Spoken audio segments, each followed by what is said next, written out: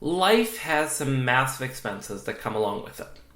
Your house is usually the most expensive, followed by vehicles, weddings, funerals, most of which you'll experience in your life.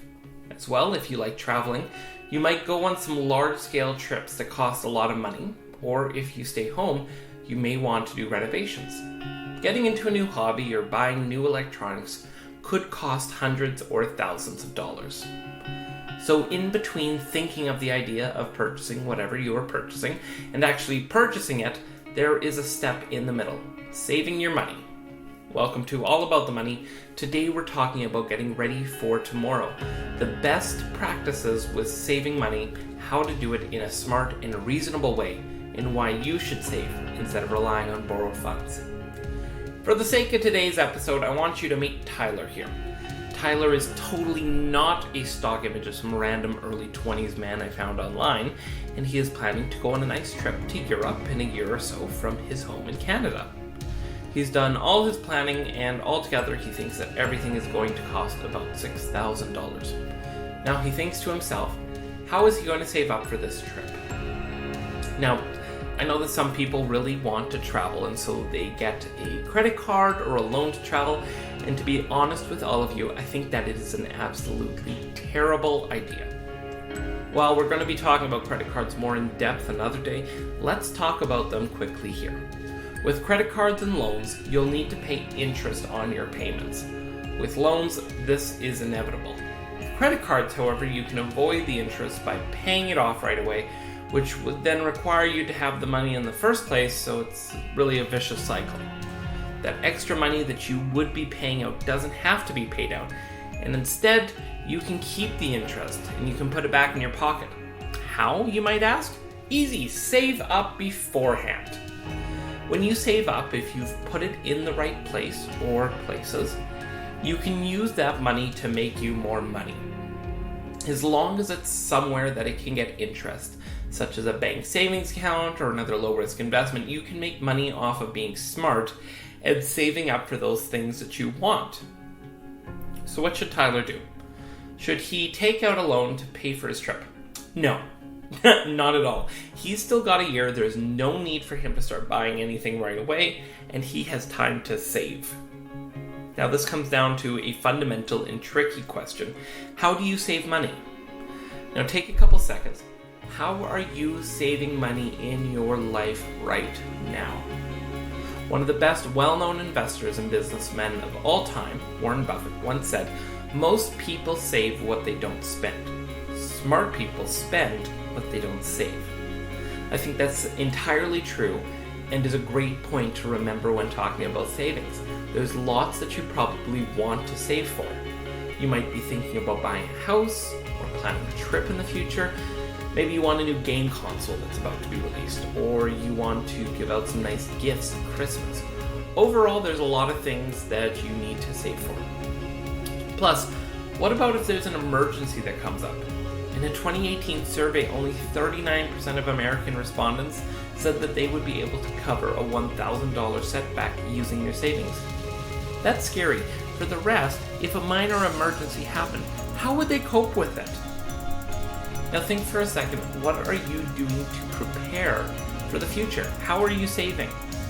It comes down to the fact that it doesn't matter what you're saving for, just as long as you're saving in general.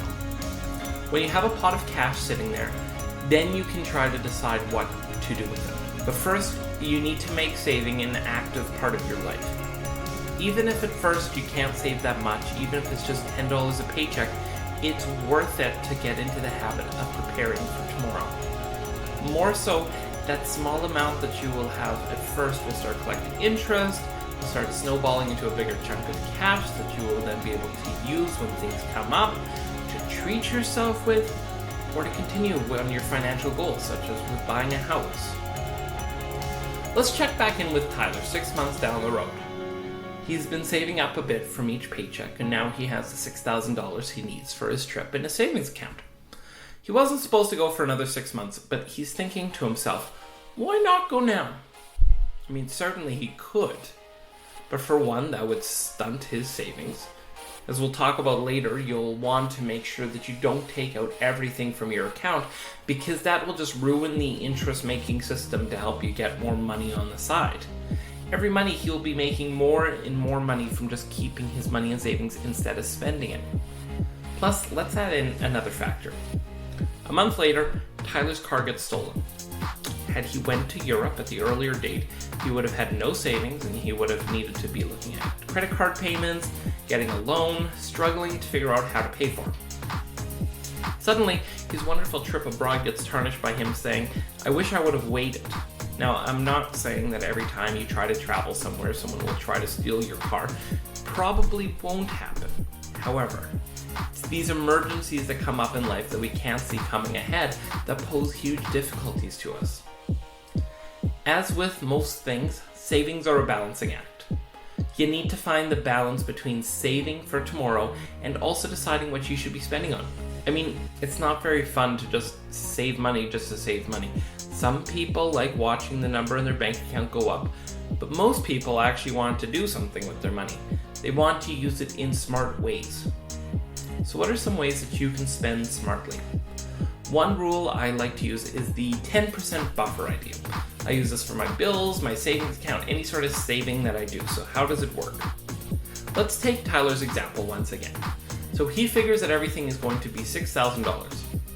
If Tyler is going to use the 10% buffer, then he'll add 10% and use that number to make his savings plan. So for his $6,000 trip, he would plan to save $6,600. Those extra $600 he'll put away for emergency, everyday bills, whatever really. He'll just put it away into the bank just in case there's anything happening. Something else you can use, especially if you don't really have a list of things you're saving up for. I call it the taking out only a bit method because I'm very creative and I come up with great names, but I digress. Name isn't important. Basically, you come up with a percentage of your account that you want to spend, and the rest you keep in there. For example, if you want to have $7,500 in your account and you decide to spend 60%, you can spend up to $4,500. The rest, the other $3,000, the 40% that remains, stays in your bank account as a buffer. If you want to use this method, I would recommend not spending more than 65%. Any more than this, and you can absolutely destroy your savings, which is totally counterproductive to what you're trying to do. The main point, the central heartbeat of all of this, is that the most important thing that you can do is to start a habit of saving. Even if it's small, getting into the habit of saving before you're spending is important and will help you build for a better tomorrow. I would like to thank you for watching this episode about saving. Please like and share this video and subscribe to All About the Money. A link to our channel's Patreon can be found below in the description.